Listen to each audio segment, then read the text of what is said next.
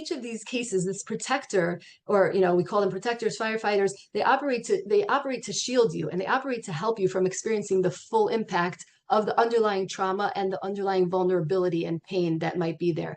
And what happens is initially they serve as a protective function, and that is survival, right? But we may develop these protectors when we are actually in danger or perceived danger when we're younger, right? And then they may just become a part of us, and and they may become a part of our personality. And then and when they're adaptive in the moment, they develop because that is the subconscious's best way of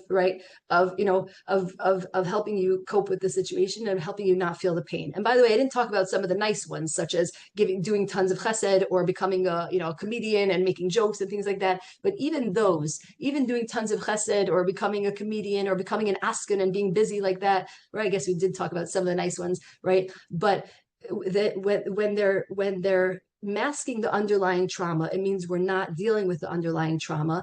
And what ends up happening is that they become maladaptive in and of themselves, because I can't not. I'm doing this chesed, but I can't not. I'm saying yes, but I can't say no, right? So it becomes not something that you're doing, right? Or I'm making jokes about things, but I can't be serious, right? So in the moment, all these things were adaptive, and they were helpful, but they become maladaptive when we can't, right? When we can't let go of these coping mechanisms, because then we're going to feel the pain and the hurts and the trauma, but we don't have a more adaptive way. And so that's what we see in our day-to-day adult lives, is things of these nature that are holding us back from living our truest, fullest, healed self, because they're rooted in fear, or in shame, or in unhealthiness.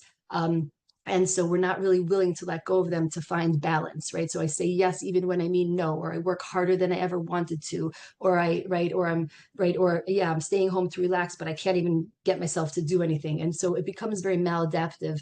And this is, so when I see clients, it's usually because of some of these things having become maladaptive.